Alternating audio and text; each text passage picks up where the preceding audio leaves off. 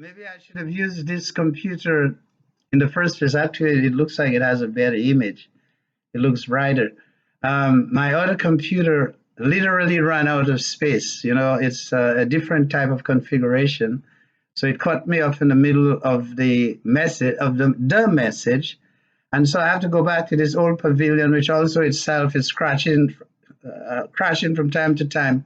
But it is my favorite machine. It has 2 terabytes of storage and 16 gigabytes of memory. And I just had to take it to the store to have the battery replaced. And ever since then, the hard drive's been crashing. But I really need to get back to using it because it is kind of my favorite. It's an HP Pavilion. It used to have touch screen, but that don't work anymore. But like I was saying to you, El Chapo Guzman, El Chapo Guzman, Little Shorty, was able to outsmart the entire world, and now cocaine is all over the world. It's in China, it's in Afghanistan, Tajikistan, Uzbekistan, wherever you want drugs nowadays, you can find good drugs. And don't talk about fentanyl. And the Chinese are the one poisoning our people here in the United States with fentanyl. And the Trump people were the only people who were trying to do something about it. But Biden, I know you all are all Democrats and all that. But I also want to tell you another story. You see, until the day comes when the 11 million people on that part of the island of Hispaniola called Haiti get an opportunity to go, and I can see myself on the other computer. This one is really better quality wise. And so, my next message to you, I'll do it on this one.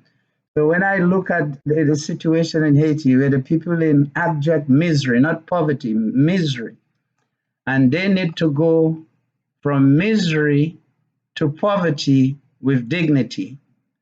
Then when I look at you people, the ruling classes, the lawyers who are running things, and we find out that you all have sold our sovereignty, the little flag they gave us at the United Nations, so let us believe that we are a nation,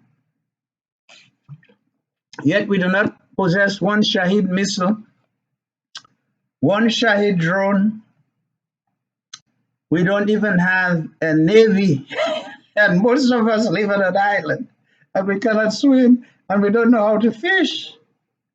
But we live on an island, and the reason why that is the case, why we don't know this, is because we are not indigenous to that part of the world. We are not like the people in the Pacific. They learn to swim before they can walk because they're indigenous to that part of the world. We are occupiers of those islands. We are colonizers whom were brought there by the British. And since we gained what was called political independence, we have not had any credible visionary leadership that could orient our peoples and our economies from the standpoint and the understanding that we came from slavery. But what we have had is a never-ending constant oppression and control by a small class of mulattoes in Roseau. My people used to call it Mulattoes Wozo, Nogosian Wozo. And the Dupini family comes from that class of people. Miss Dupini owned quite a bit of land in Roseau and buildings.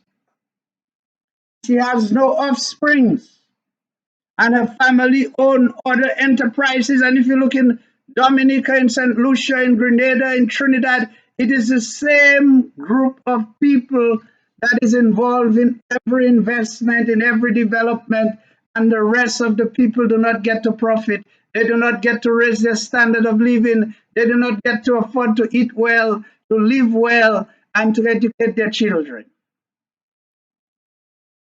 So there is going to come a time, and that time begins in 2023, just like the wars of Europe when the people suddenly stood up and started fighting. You see, people have to have pressure, and that's why we love Donald Trump. We love Donald Trump because the more pressure, people think you can just go and have a law change and things change. No, you have to engage in the struggle. A luta continua, the struggle never ends. You see, if I was an ignorant person, Miss Selma Dupini would have me my food for her lunch. He would have taken my recess in school. Anthony Commodore would have taken my recess. But because the blood of Mackandal, the spirit of struggle, the spirit of fight, regardless of whom it is, I don't fear Skerrit. I don't fear his little police force. These people can be obliterated in a New York minute. Knowledge is power, and knowledge will make you free. And the Chinese have shown us that. And today the Chinese are coming to substitute one colonizer for another.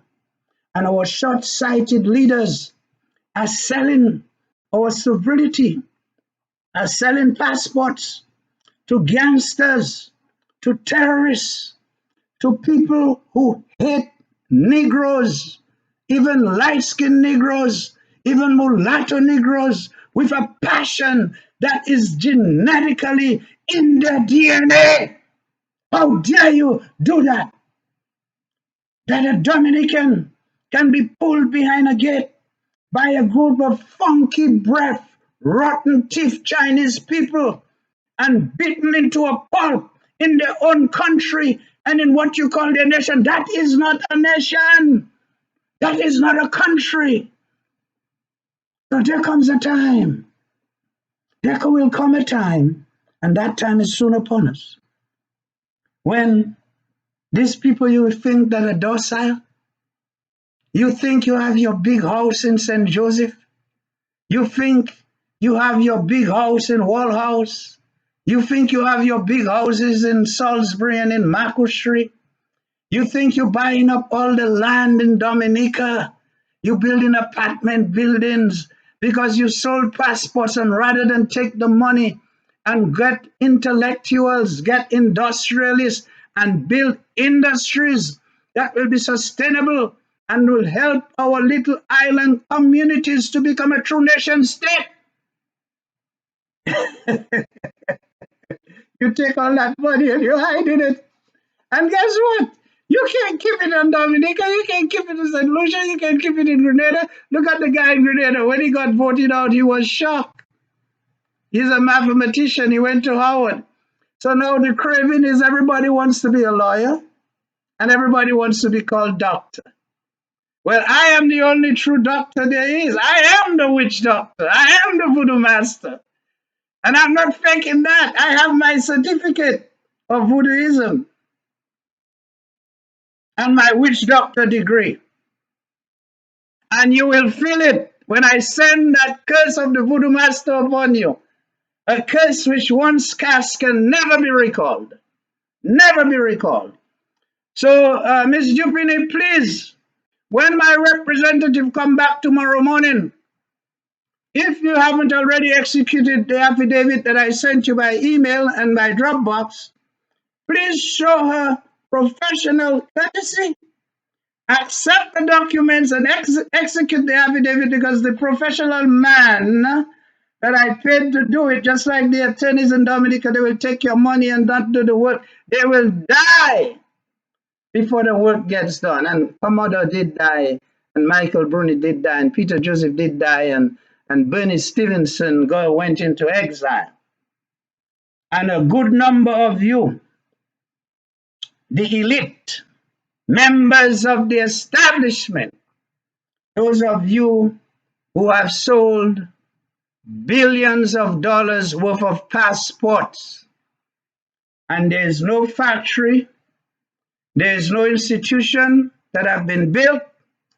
Today I come to issue to you the warning of Francois Mackandal, the warning of the Avenging Army of Francois Mackandal. You see, a lot of people believe that to do a revolution, to take over a place, that you have to get the people there to do it with you.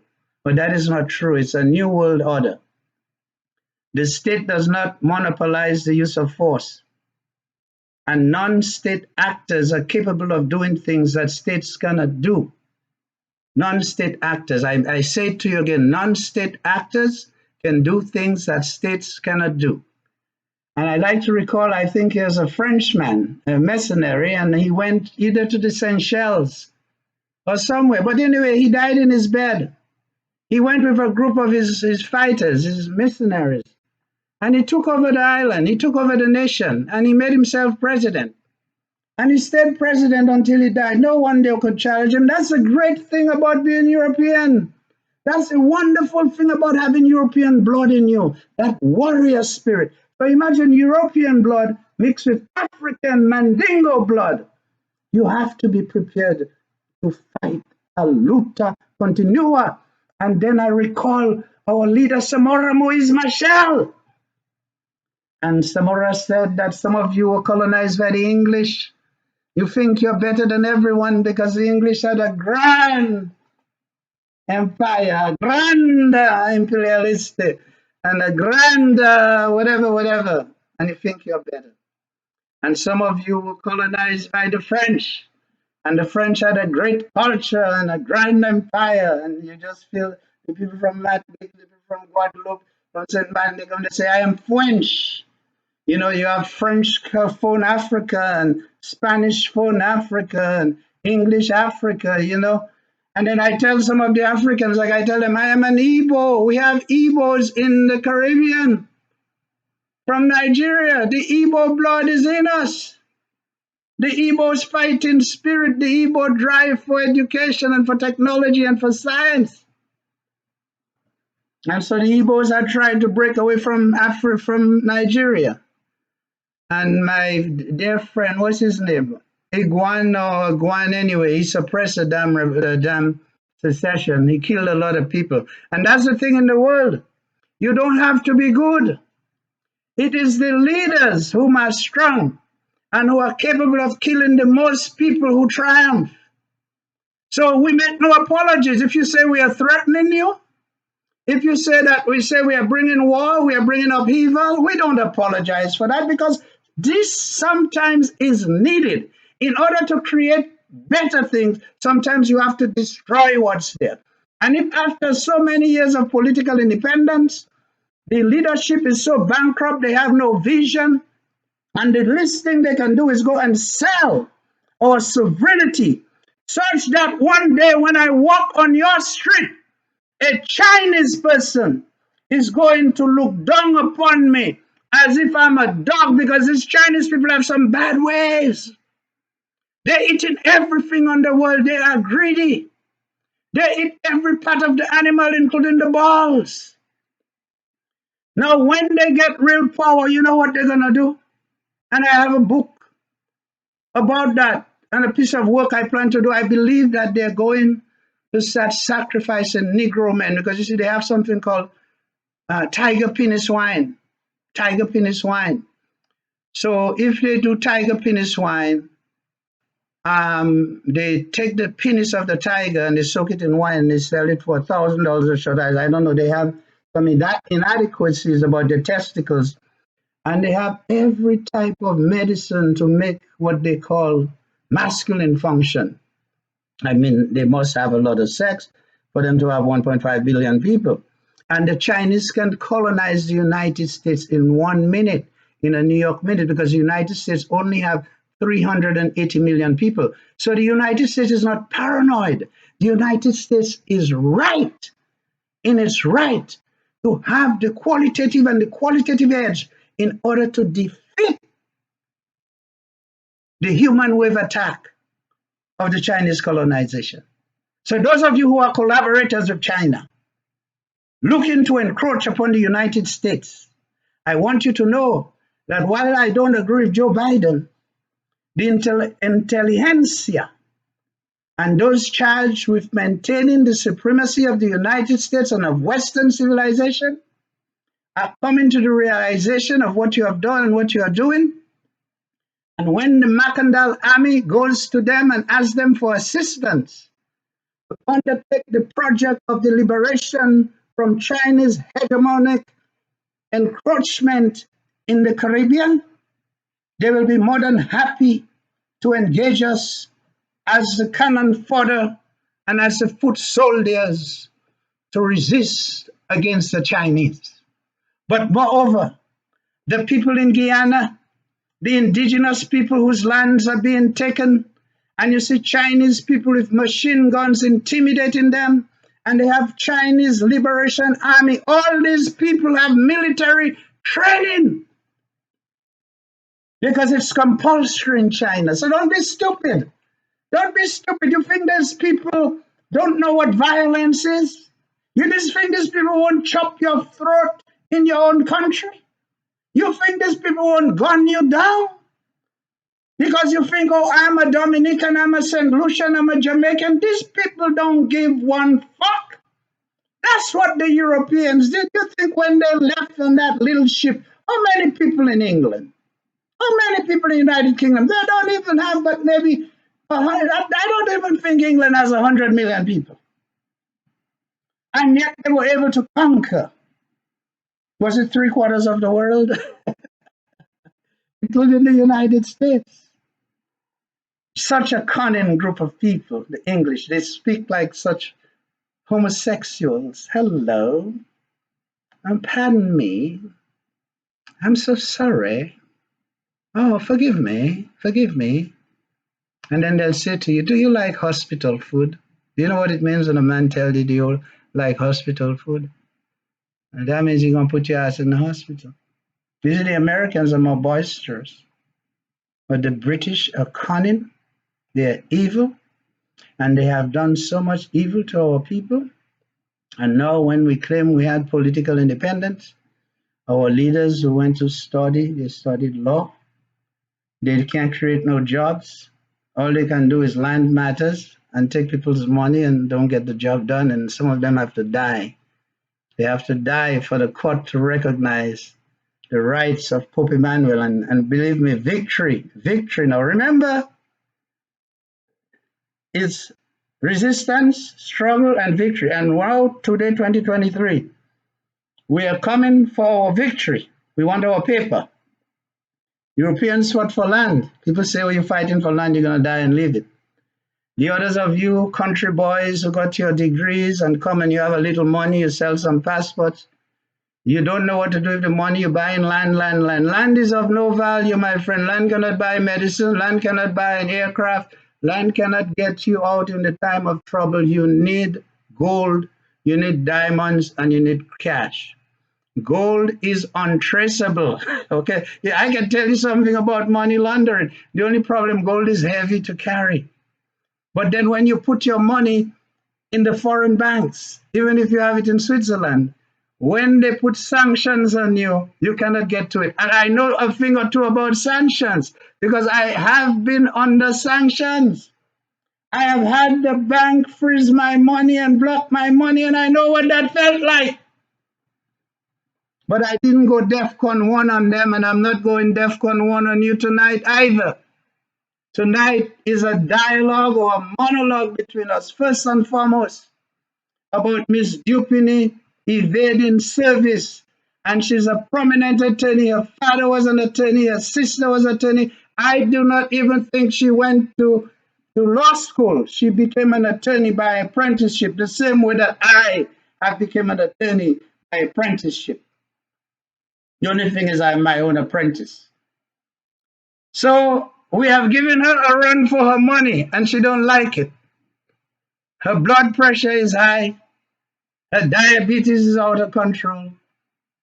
And we really want her to make it because we need a worthy adversary. We don't like flu people. We like to go up against strong people, strong like us, because we are strong like Raging Bull. So tomorrow morning, when that young lady come, accept the service if you have not already sent me the affidavit by email. If you were wise, you would just send it to me by email and call it a day.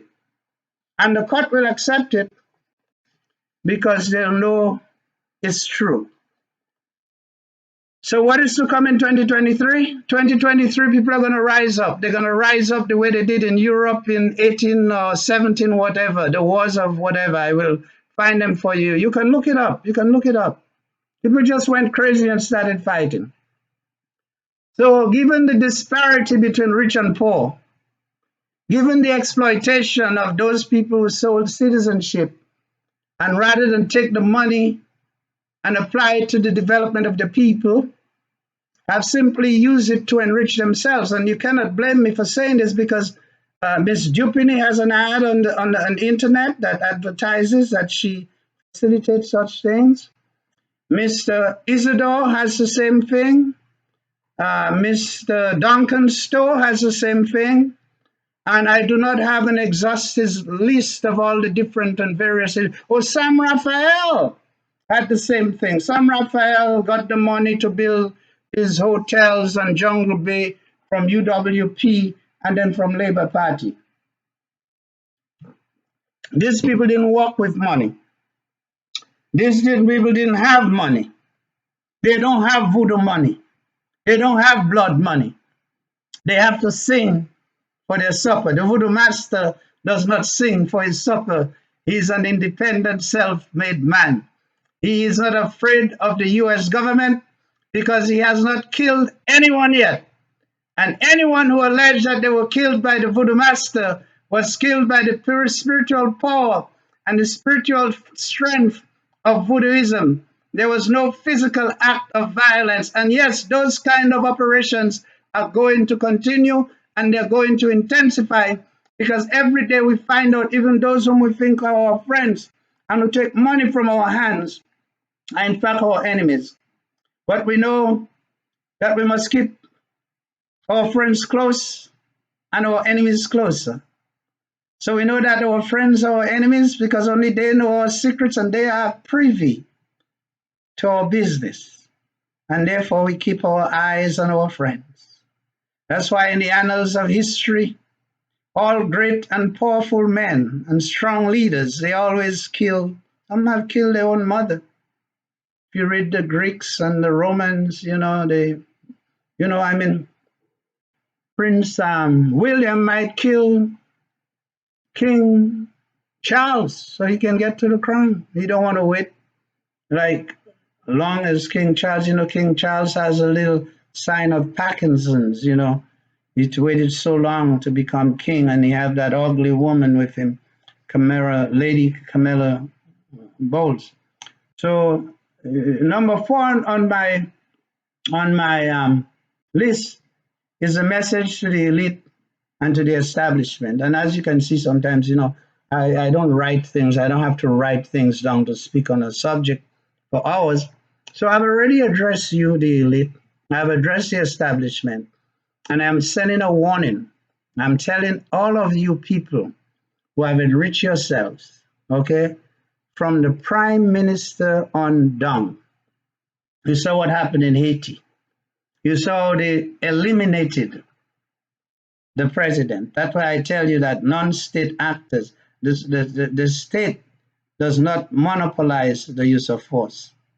And there are forces out there and there are people out there. And when people become tired, when, look at my generation have not involved ourselves in politics. We spent our life raising our families, looking after our children, who for the most part have grown up and become adults. Most of them were ungrateful for the great life they were given, a home-cooked meal every day, a mother at home every day to look after you if the school call. And then you blame your father for what he didn't do. And sometimes you ask yourself, was it worth it? But it is not your children's legacy that matters. It is your legacy. And so in sometimes, even in life, there are people who have, even in Africa, they're sacrificing children because the Bible says, God said that Abraham should sacrifice his firstborn son. People doing that so they can get money. Money for what? My friend, what is the use if you acquire all the money? What you doing with it? They say Escobar had all this money. They say Escobar had all this money. They say El Chapo had all this money. And El Chapo didn't go to school. El Chapo did not have a business card that said that he graduated with honors. I had to plug in the computer. He was getting ready to die in me. I didn't want to die in you 2 times. That would be like during sex, having a premature ejaculation and then your penis goes flaccid. Is that the word? Or flaccid, or gets soft. And the woman is not ready, yet. She's not fully satisfied. You know, making love to a woman and making sure she's fully satisfied is a very difficult and Herculean task. At my age now, I don't even have the desire because it is work. Once you turn a woman on, you better finish what you started. And, you know, I've had so many in my lifetime, like you men down there in Dominica, those of you who like boys and those of you who like women. And you all don't fool me now. The women who like women, I know all of you. The men who like men, I know all of you. Um, so you don't fool me. Your money don't fool me. And I'm telling you, spend that money. Money was made. Money was made to be spent on the people, on your family, and on your community, and the people that you care for. That's why Pablo Escobar was so protected. He had so much loyalty because when he was like Robin Hood, he spent his money in Medellin, in the community. He built things. He even have hippos. They got hippos in Colombia now because Pablo brought some hippos on his zoo. And when his empire collapsed, these things are free and they're in the rivers, which shows that these animals can survive pretty much in the South American atmosphere. They could probably survive in Guyana in the Essequibo River, and then in Brazil in the Amazon. So today we know Lula, a left winger, has won in Brazil. We'll see what happens there. We know that in the island nation states, except for Cuba, I mean, Cuba have collaborated with China, but they did not give up their sovereignty. They did not give up their dignity. That no matter how poor Cuba is, the Cuban people are proud to be Cubans. They talk about opening up to the United States and they say, what does that mean? What does it mean when we invite capitalism? What will it mean for us? What will it mean for our national aspirations and for the great Cuban nation that we have created? But yet, when you go to the English-speaking Caribbean, when you go from Grenada to St. Vincent to Dominica to Trinidad, Trinidad, an island nation born out of the slavery of African slaves and the importation of indigenous, what you call them? Not indigent, but these Indians and Chinese. They came as to replace the slaves. You see, the slaves themselves were so tired after working, rather than go and work for a wage, they were so fucking lazy. So the Indian came as I think it's indigenous laborers. So they got paid, and with that money they could buy land. And so they have land ownership, and the Negroes don't have land ownership. They only have civil service jobs. And today, Trinidad has oil, but the oil is not benefiting the people, the natural gas. It is controlled by Shell and Exxon, and again by the Europeans. Technically speaking, the island of Trinidad should, and all the way even from Venezuela, there should be a pipeline running underground, no different than the pipeline that Russia has to send energy to Europe.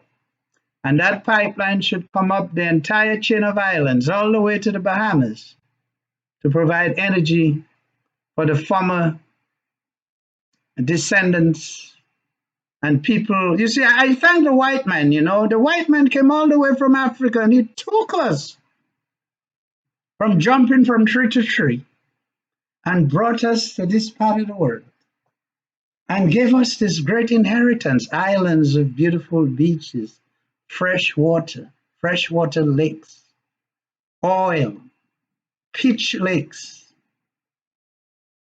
places where we can grow coffee and cocoa and coconuts. And yet our leadership, the elite, the establishment, is shortchanging the next generation and my generation by selling the sovereignty of these nations for a few pieces of silver. My friend, you better make sure you have a lot of silver. You better make sure you have a lot of dollars and a lot of euros. Because when the prostate cancer comes, when the liver cancer come, when the lung cancer come, when the throat cancer come, you're going to need a visa to the same United States of America that you're trying to undermine to come and get proper medical care. You might even have to go to Cuba. A little nation like Cuba, under 60 years of embargo, and yet able to develop a powerful and disciplined society, a powerful military, and to make wonders and advances in medicine such that every one of their citizens are capable to afford a basic medical health care. Then we go to the island nation of Haiti, and everybody talk about Trump building a wall to keep immigrants out. But have you ever went and look at what the people of the Dominican Republic, República Dominicana, a nation that oriented itself towards Europe and forced people to marry white people and light-skinned people so they can lighten up their skin? It's called, there's a term for it in Spanish. It's called the improvement of the race. And one president of the Dominican República Dominicana systematically set out to do that. And now the natural enemies of the Dominican Republic is not the United States, it's not France, it's not China, it's not Spain, but Haiti. And they are building a wall against the Haitian border so the Haitian people cannot come, even though they're enslaving them. But Haiti, I promise you, in the next 10 years, the Haitians, when the pressure gets so strong, they are going to break out. They are very innovative people, very, very creative people. When they make their mind to get to Miami, they're going to get to Miami. When they make their mind to get to Paris, they're going to get to Paris. When they make their mind to get to London, they're going to get to London. And so there's nothing that's going to keep these great Haitian people, these people who have undergone the great sacrifices to put our names in the books of history and to render Napoleon a slap and a punch in his face that he was never able to recover from. These people, the Caribbean islands, should have no borders. The Caribbean islands should have no individual flags. Anybody from any island should be able to settle in any island.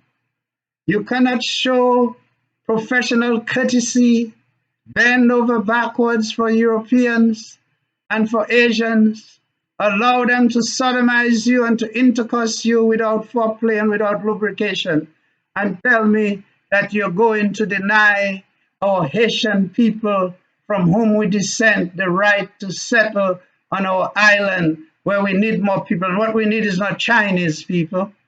What we need is Haitian people, people who have in their blood the revolutionary spirit of François Macadal, the working ethic and the desire to move forward from abject misery to poverty with dignity. And so I'm telling you, all the money you have accumulated, and the Christians teach this dumb idea that it's easier to get a camel or an elephant through the eye of a needle than for a rich man to get into heaven. Well, I don't buy that nonsense. But I do say that those of us who have made money from the state and from selling the seat that we have at the United Nations are supposed to use that money to create industrialization for the advancement of our people. And wherever you have failed to do so, I, Peter Emmanuel I, tonight tell you, whomever you are, if we have to come and dig you up from the grave and put you on trial again, that an upheaval is coming, a revolution is coming.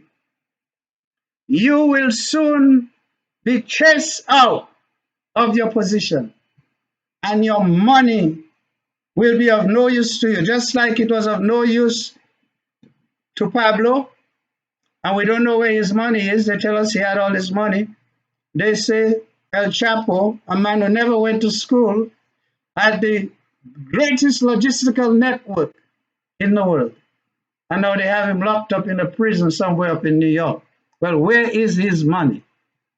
I guess it's among his people. I guess it's buried somewhere and somebody knows and they'll go and get it and use it for the welfare and the benefit of the people. But I'm telling you, you must turn a new leaf. After you see my message, you must go and kneel down and pray to your ancestors and ask for their forgiveness. Ask for their forgiveness. Go down the road in St. Joseph and help some people. Just build some houses for them. Build a factory. Build a school where we can teach computational science, physics, chemistry, and mathematics. Do that, and your sins will be forgiven. Otherwise, be prepared. An upheaval is coming. The establishment will be overthrown, and people are going to be put on trial, and some people are going to the gallows. I am sorry that I have to say those things, but this is the world we live in. And God isn't going to come from heaven and save us, and Jesus is never coming back. And therefore, the power of God is vested in humanity, who is man and who is woman and who is woman and who is man. And everything that happens on this earth, everything that we do, it is us who do it. And when we go, we evolve over a period of time the code of ethics. We created the rules of civil procedure, the rules of criminal procedure. We build the prisons, and we build the gallows and the guillotine and the guns are made to fight other men. We speak of defense, and what we really speak about is being strong enough to launch an offense on a less powerful people and to subjugate them and to take their minerals and to take their lands. And wherever in the annals of history that people have not been able to be strong, have not been able to have deterrent power, and that's one of the things I admire about the Persians, no matter what they try to tell you. The Persians have realized that if you don't have deterrence, if you don't master technology, if you don't have missiles, if you don't have modern warplanes, you have to adapt. Okay, in some cases, when we fought the Chinese in the 50s, the Chinese didn't have technology, they had people. So they invented the human wave attack. And in the human wave attack, you fire in a machine gun, and you fire in it for so long, the machine gun overheats, it blows up, and the Chinese were able to overrun your position. That's what happened during the Korean War in the 1950s.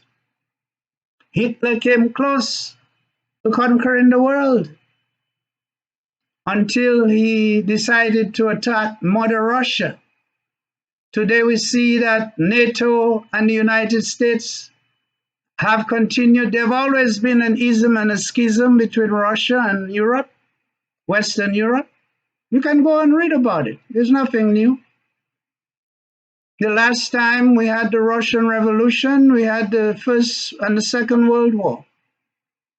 And it was the Soviet Union that defeated Hitler. They tried to tell you it was D-Day and the landing of Western troops.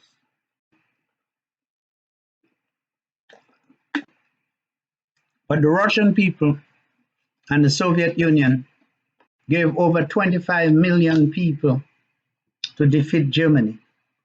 And upon the defeat of Germany, the West took one group of scientists and the Russians took another group of scientists, because you can't keep a good German down.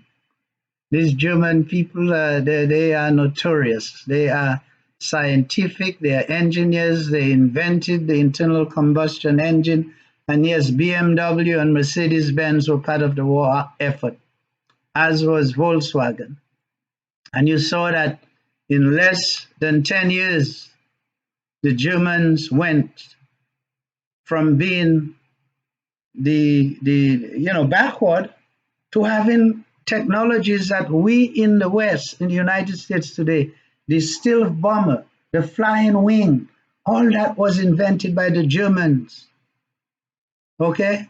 They were invented by the Germans and we captured it at the end of the war. The Japanese did all kind of experiments on the humans and we captured it and we brought it here. Okay? So the Japanese, they knew when they met European colonialism to keep them at bay and to learn the technology, and they were able to create deterrence. And they frustrated the Europeans so much they had to drop 2 atomic bombs on them, not even on military targets, just to show them the degree to which devastation can be waged with primitive war and with the atomic weapon. So all I'm saying is we're going to send you service, accept the service, return the affidavit. You have all this money, and some of you have no heirs, nobody to leave it to. All you can say is, I have a lot of money. And the money is killing you because you're eating too much, you're drinking too much. Okay? And then when there's a crisis, just like you knew in COVID, you couldn't get to your money. And when a hurricane hit and there's no power, you can't get to your money. And as a financial advisor, that's why I tell you you should keep 2 or 3 million in a briefcase that is fireproof, and or bury it like they say used to have a jet. You know what a jet is? I think it refers to the days of piracy when they used to bury the money. One thing I know, it makes sense to me now. After you bury the money, the people that dig the hole and bury it for you, you have to kill all of them. You have to kill them because they know where it is. So that's why they say the pirates would bury the gold, bury the loot, and then they kill the people who buried it. It makes sense because in order for 3 people to keep a secret, let me tell you this and I'll let you go. For 3 people to keep a secret, 2 people have to die. Okay? 3 people keep a secret, 2 people have to die. So the consequences of the sale of our sovereignty, of our passports, is that we're replacing one colonizer with another. And the Chinese colonizers are vicious, they're hungry and earning for resources. They have 1.5 billion people. They can easily get 100,000 people to colonize each of those island nation states. And I'm just putting it lightly. So I'm saying to the establishment, and I'm saying to all of the attorneys, from the Prime Minister on down, and to the Attorney General, that those of you who have committed this crime, one day in my lifetime, in our lifetime, you're going to be called to account. And that day is coming sooner rather than later. In the meantime, I forgot to mention to you the inability of the court to actually keep what's called a docket. They have a piece of paper that they write things on handwritten, and they scratch it out, they don't initialize it. So anything can happen. Anything can happen. Things disappear, things don't get put in there, and you wonder why in the 21st century you would be documenting a case and the judge's orders in handwriting on a funny looking piece of paper. I think I wrote about that already. I'm not going to dwell on it much more because the most important message you have here tonight is 1, you must accept the process of service. 2, you have to cease and desist in the sale of the sovereignty of our inheritance. 3, the money that you have made, you need to put it to use to create industries and jobs and not just hoard it, because you're going to stifle on it, you're going to die on it, you're going to get high blood pressure, you're going to get diabetes, you're going to become amputated, and it will be of no use to you. With that said, As always, like I told you before, I'm not just going to email you because I know you love seeing me, you love hearing me. I mean, after all, who doesn't like me? Who doesn't like me? I love myself, and I know you love me too. And who don't want to see me? You do. You want to see me. You want to hear me. It's better than just reading my emails because you can't see my passion. But when you see me in video form and you see the face of God, you either increase your fear or you come to become a believer, a true believer in the ideology of the liberation and the avenging army of Francois Macandam. So whatever you're doing today, which will be the 5th day of this new year 2023, be aware, be conscious that it ain't gonna be smooth in 2023. It ain't gonna be happy and it ain't gonna be peaceful. It's gonna be war in the east, war in the west, war in the southeast, war in the southwest, war in the northeast, war in the north, south, east, and west. It's gonna be war. And war is coming to where you are. Not that we want it, but you ask for it by your behavior, by the fact that you are a pig. You want everything for yourself. So we will come and we'll take that money and we'll stuff it down your throat. Tell me how tasty it is. You see, we spend our money on good food, good alcohol. We used to spend it on beautiful young women, but I've gotten tired of that. No, I'm spending my time preparing for upheaval and preparing for revolution in my old age. Can you believe that?